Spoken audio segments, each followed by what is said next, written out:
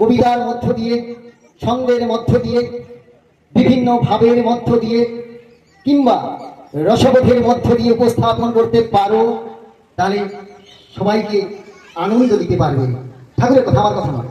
এই আলোচনা বই থেকে পড়ে আমি সত্যি একবার অনুপ্রাণিত হই। আপনাদের সামনে যখন এসেছি তখন কিছু না কিছু